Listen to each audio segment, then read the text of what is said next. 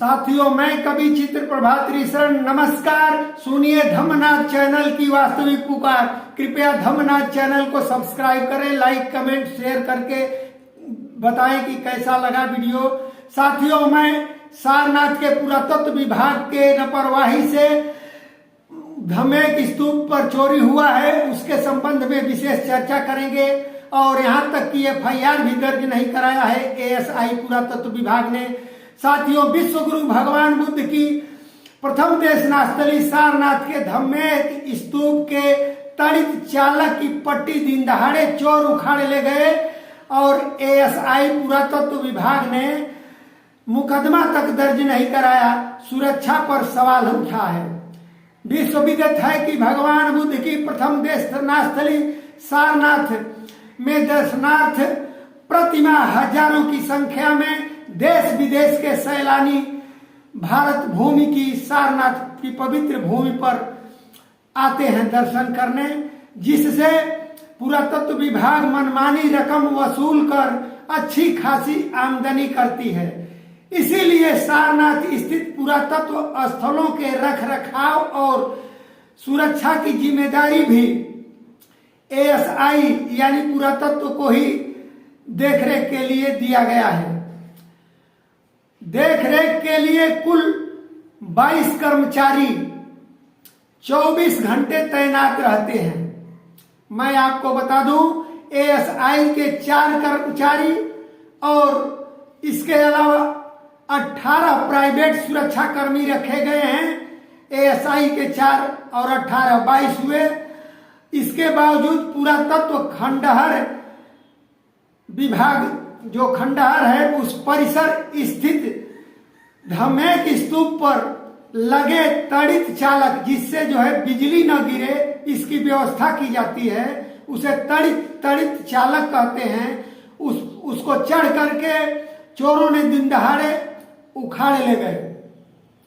और यह तड़ित चालक 2 इंच की मोटी चौड़ी और 40 फीट लंबी कापर की पट्टी का बना होता है। धमेक स्तूप पर बिजली न गिरे इसलिए लगाया गया था। उसे दिन दहाड़े चोर उखाड़ ले गए। ताजुब की बात यह है कि चोरों ने उखाड़ करके ले गए और ASI यानी पुरातत्व विभाग जो है मुकदमा तक थाने में, सारनाथ थाना निकट ही है, वहां पर मुकदमा तक दर्ज नहीं कराया। और यह जरूर किया कि आनन फानन में निकाल कर रखी हुई पुरानी पट्टी, समय समय पर जब यह पट्टी पुरानी हो जाती है, तड़ित चालक पट्टी, उसे उखाड़ कर रख दिया जाता है। उसी पुरानी पट्टी को आनन फानन में ASI ने उस पर लगवा दिया, रखी हुई पट्टी को लगवा दिया। और घटना के संबंध में ASI के अधिकारियों और कर्मचारियों ने चुप्पी भी साध लिया है। बता दें कि धमेक स्तूप की सुरक्षा के लिए 6 प्राइवेट सुरक्षा कर्मी 3 शिफ्ट में ड्यूटी करते हैं। इसके अलावा धमेक स्तूप के चारों तरफ 10 फीट की ऊंची लोहे की जबरदस्त रेलिंग भी लगी है। इतनी निगरानी व व्यवस्था के बीच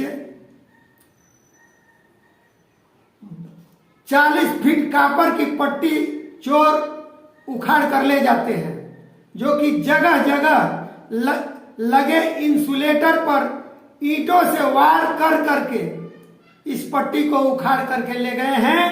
और इस पुरातत्व विभाग यानी ASI को के कानों तक भनक नहीं मिली है।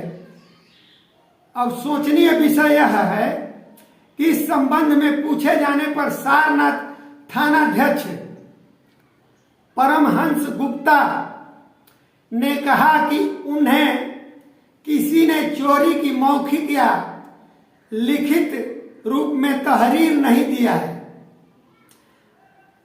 आप उन्होंने कहा कि आप दिल्ली से पता कर लें।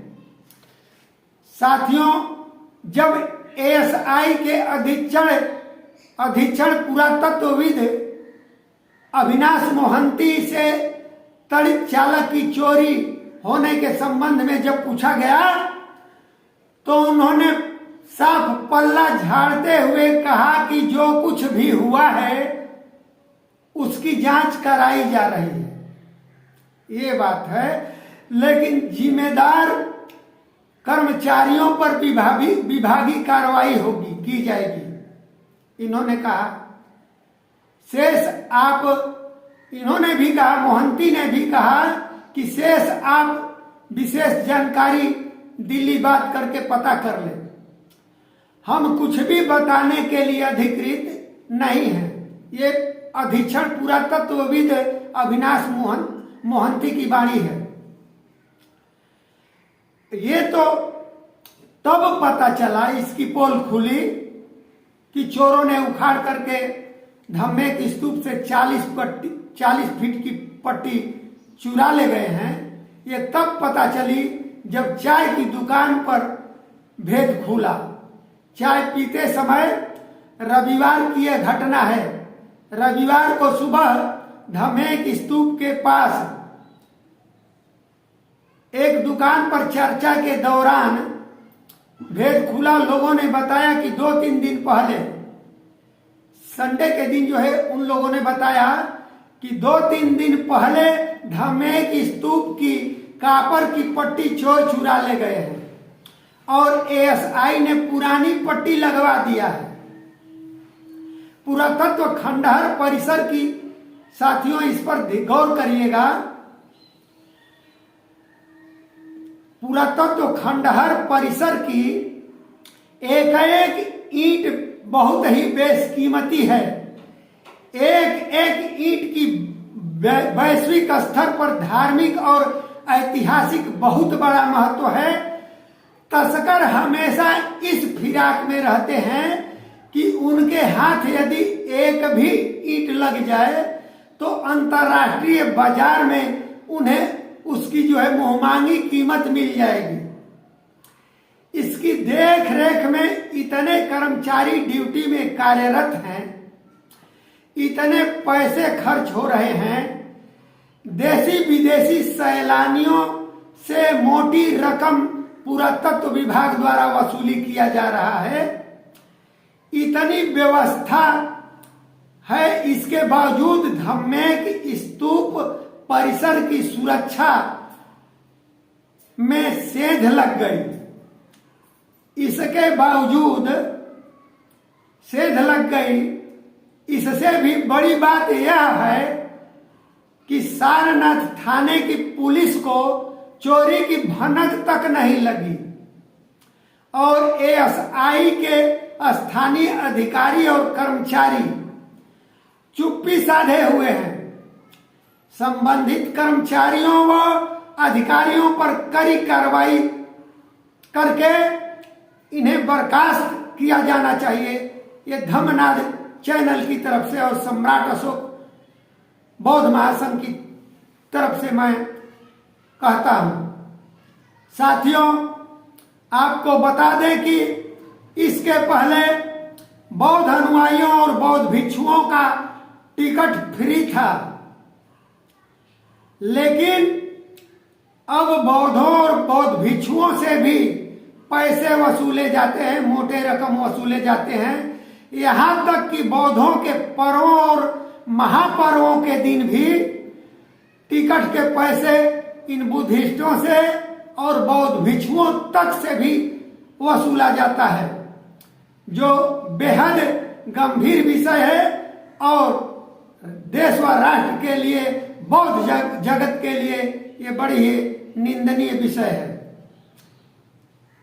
साथियों, एएसआई इसे संज्ञान में लेकर बौद्धों और बौद्ध भिक्षुओं के लिए इन्हें बेटिकट अर्थात फ्री में दर्शनार्थ हेतु सुविधा मुहैया कराए, ताकि बुद्ध धर्म का संदेश, जो विश्व गुरु भगवान बुद्ध का यह संदेश है, लोक कल्याणी संदेश है, सम्राट अशोक का लोक कल्याणी संदेश है, जिसे सम्राट अशोक ने दुनिया में अपने पुत्र थेर महेंद्र और संघमित्रा थेरी को श्रीलंका में भेजकर पूरे दुनिया में प्रचार किया।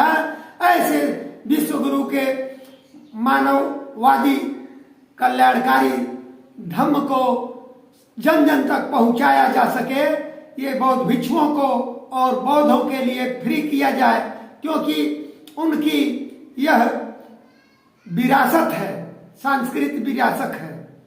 साथियों, इन्हीं शब्दों के साथ मैं आह्वान करता हूं कि यह जो है पुरातत्व विभाग सोया हुआ है और इस तरह से बौद्ध धर्म के संस्कृति को और पुरातत्व खंडहरों को नष्ट किया जा रहा है।